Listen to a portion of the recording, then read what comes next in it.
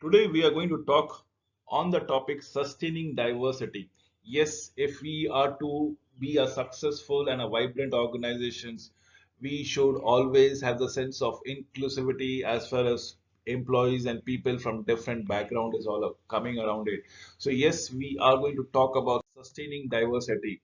The basic agenda is to understand what constitutes a diversity. That is what we are showing it to you. And I have chosen a picture of two person of colors to elaborate on the fact or to hammer on the fact on what is diversity is all about it.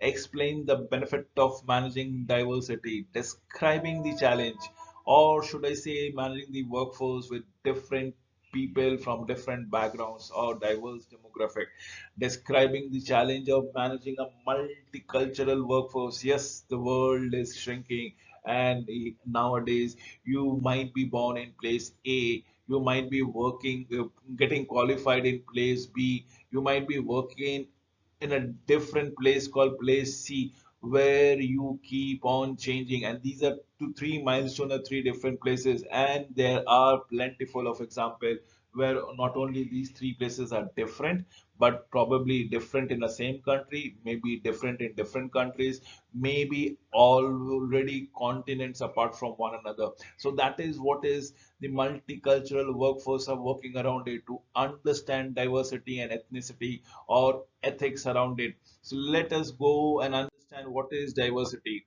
Diversity is a way in people are similar or different from each other.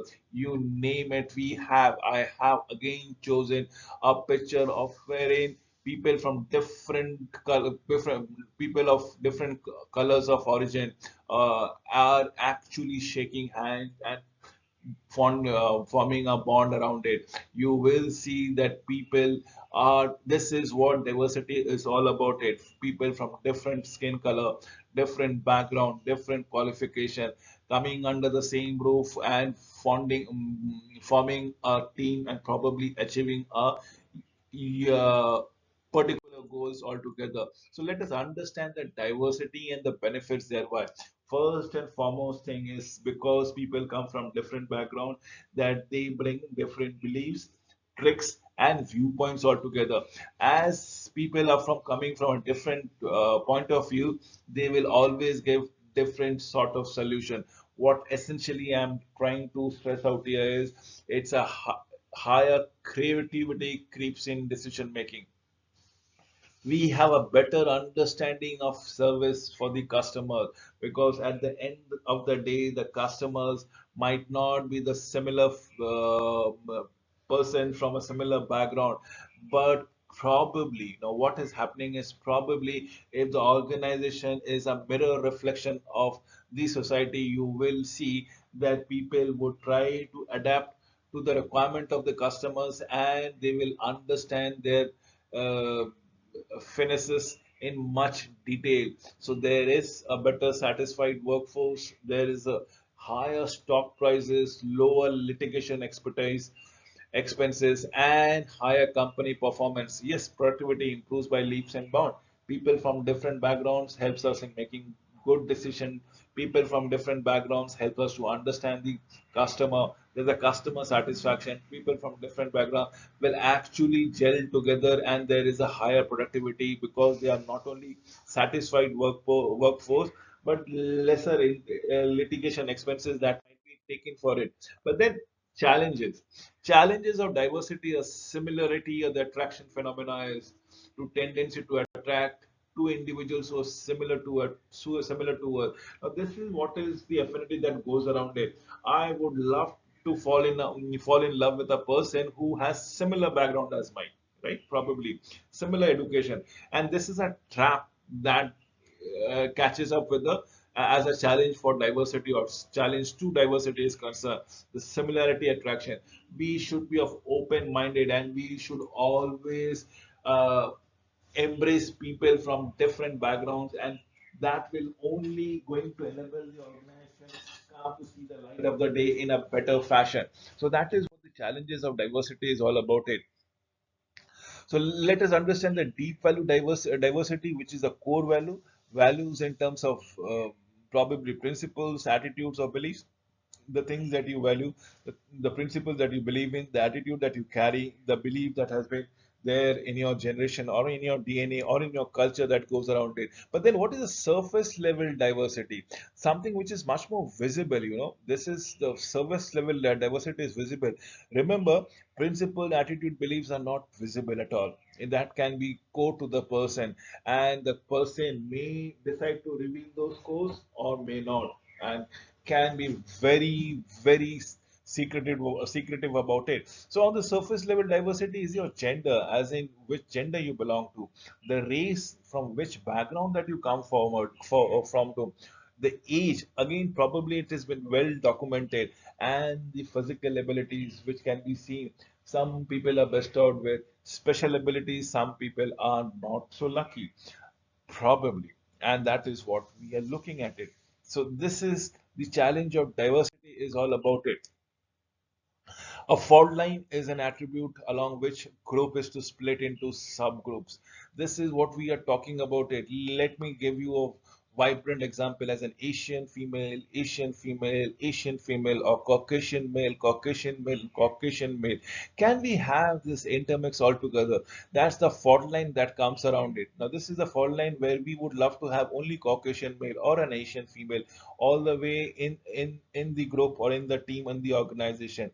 So this attribute should not be there, because in case if this happens, automatically there are informal groups that is formed within the team, and that is detrimental to the team development or the performance of an organization. So challenges of diversities are stereotypes. Stereotypes are generalized about particular group of people that we go around it. So men being assertive, men being active, women being relationship oriented, women being passive. These are again stereotype. Men are supposed to uh, earn money. Women are not supposed to earn money, probably look after the children. Women are supposed to dress in a particular style. Men are supposed to dress in a particular style.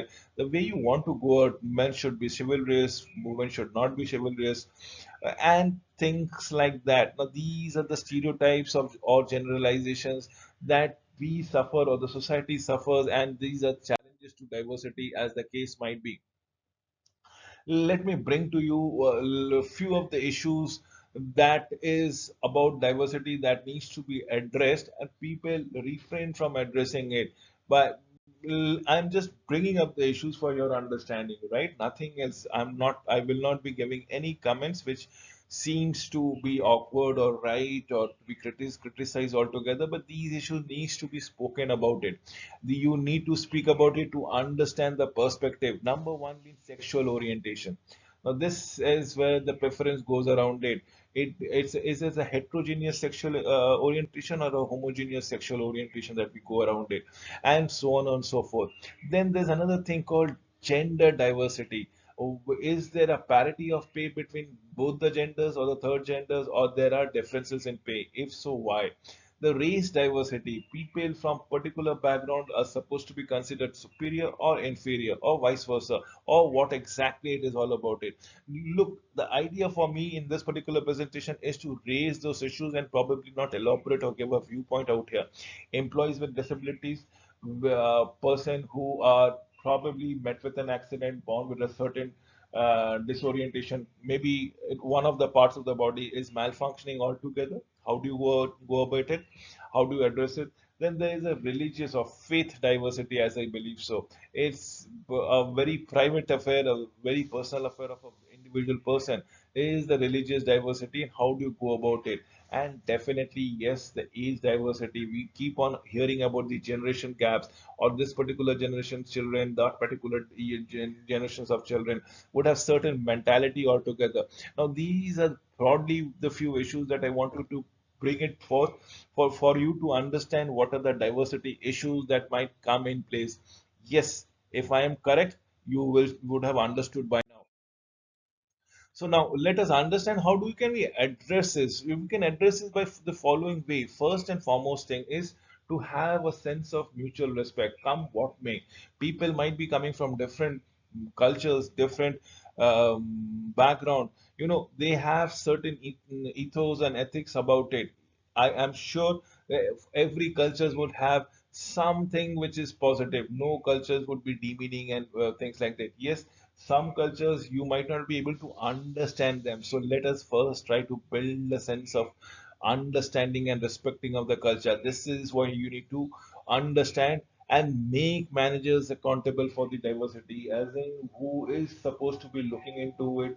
If any cultural issues has to be taken care for, diversity training programs helps. Now, training programs involve what? Involves nothing but probably why a particular culture believes in such practices and what are the rationale behind them. There's nothing wrong in saying anything, right? At the end of the day, we need to be reciprocative, and probably it only bridges the gaps of misunderstanding altogether. Review the recruitment practices. Probably you should not be bent on hiring similar people, similar kind of people all the way, thinking that this is going to foster a good team bonding. Affirmative action program is what exactly will be telling it to you. Affirmative action program is when you make a survey around and you see people from different backgrounds be equally represented. That itself will tell it to you that only quality matters, and probably you have taken affirmative actions thereby. So let us have an OB toolbox, organizational behavior toolbox, dealing with being different. Somewhere down the corner, if people are different, yes, people are different for certain reasons, thought process, expressive way, and so on and so forth. So invest in building effective relationship. This is what we can go around it. Choose your mentor carefully, investigate the company resources thereby, and know your rights. This is what I keep on saying around it. If you can know your rights, nothing can go wrong about here. So dealing with being different is have a wonderful relationship. And when I say wonderful relationship, you should cannot have wonderful relationship with every Tom, Dick, and Harry that you meet. Probably have a core group of friends or families to 4 or 5 people whom which you trust. Choose a mentor carefully. Investigate the company resources and know your rights thereby. So let us understand cultural diversity. Cultural refers to the values, beliefs, and customs that exist in a society. That needs to be understood then and there. Culture refers to the value, the belief, the custom that exist in a society as on when on basis. Individualism and collectivism. Individualism culture in which people define themselves as individual and form losing ties with their group. Let us take of the countries where individualism is on the rise. It is, let's say, USA, Australia, UK, Canada, Hungary, where people are self-centric and people would love to be self-sufficient all by themselves. And they form ties, but form ties with benefits, or else they are not very much interested and keen to it, and they would love to be within themselves. And when I say within themselves, it's not an individual I'm talking about. It might be with their families and core groups that has been done. Yes, individual members too also account for it. Now there vis-a-vis there's a contrast called from individualism is collectivism, culture where people have a stronger bond to their group and group members and form their self identity. Now, this is what when I gave you a case of Guatemala, Ecuador, Indonesia, Pakistan, or China, where there is a collectivism, there is a sense of bonding along with themselves, come what may. They might be going for the right thing or the wrong thing, but they will always believe that since this has been enacted by a particular clan of their background, they are going to support it blindly, and that is what collectivism is all about. It this is a strong bond that needs to be taken care for. So let us have another example of power distance. Actually, how does it goes uh, as far as society functions around it? Remember, I'm just telling you how and what diversity is all about and how do you sustain their diversity. The topic of this presentation. Number one is a low power distances. That means there are absolutely no power, no distances between two individual. A society with this unequal distribution and power are relatively unacceptable. Something where it happens. Glorifying examples are in Australia, Denmark, Israel, Ireland, and New Zealand. So absolutely, there if there would be low power and unequal distribution is not acceptable at all. Whereas in high power distance, a society which values unequal distributions of power, definitely, and this is relatively acceptable, where there's a sense of superiority and inferiority complexes that been crept out or been cultivated. Let me give you an example in terms of Malaysia's countries like Slovakia, Philippines, Russia, Mexico. people, countries where there's a high power, where there is a class of people who are supposed to be a little bit superior than the rest of the citizens. So probably giving us a vibrant example for it. Now let us understand something called uncertainty avoidance, where you are not very sure about the future goals, the future orientation, how it is going to work around it. Uncertainty avoidance is a culture where individuals are comfortable in unpredictable situation and a high tolerance of ambiguity. Now, this is where you know something might not be working for you, but still you go ahead with it. Come what may, you are ready to adapt as on when on required. So. Cases in example, the societies at Denmark, Jamaica, Singapore, China, Sweden is a low uncertainty avoidance that we comes around it.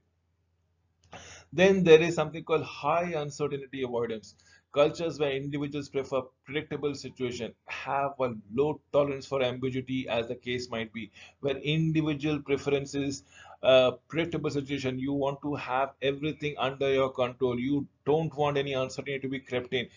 Cases in hand, as an example, other societies are Belgium, El Salvador, Greece, Guatemala, Portugal is what we are talking about high uncertainty avoidance. They are sure that they would love to work within a set conditions of rules and regulation. Absolutely everything has been known. So society which are okay with rapid changes and society which are absolutely not okay with any form of changes, as the case might be. Let us understand masculinity and femininity as an aggressive or a nurturing methodologies. The cultures where there's a masculinity where individuals are appreciated because of their competitiveness, because of the acquisition of money, because of their talent, because of their material objects. It's all about masculinity. It is basically materialistic society that we are talking about it. Case in hand, as an example, the society in Slovakia, Japan, Hungary, Austria, and Venezuela. That is what I'm trying to tell it to you. These countries, the societies out here are highly masculine, are highly placing immense importance to materialistic goals and so on and so forth. Wherein a society like femininity, where the cultures of an individual of maintaining a good relationship, of having a wonderful quality of life, taking care of the weak and the downtrodden is where we are looking into it. Nurturing the weak, nurturing the old, nurturing the infirmity. That is what we look into it. Case in hand, as an example, for the societies in Norway, Netherlands, Sweden, Costa Rica, and Chile is what femininity society of a society which is of nurturing orientation. So we have an aggressive society and we have a nurturing society, in the case might be. So let me understand and tell it to you how to prepare yourself for a global career. First and foremost thing, have this sense of humor. Take everything with a pinch of salt. Look at the lighter side. Express it. Never offend anybody. Express it in a lighter note. Make everybody comfortable.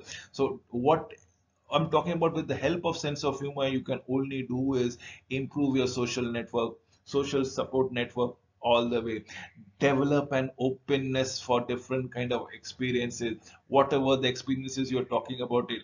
Immerse yourself in different cultures and learn a language. This will entail everything that can be done for you to understand, as the case might be all about it. So you have to prepare yourself for the global career, as the case might be. So let us understand how do we build cultural intelligence. Number first thing, cultural intelligence is the capability of understanding how a person cultural background influences the behavior. Did I see in the previous slides also that every person with their background, with their ethics, with their race, there has to be certain merits. And no wonder if you find certain of their behaviors practices weird, you can discuss it with them, because they will be having a logical explanation to a certain behaviors altogether. And once you've heard about the explanation, you will find they were not weird behaviors, but were probably logical behaviors only.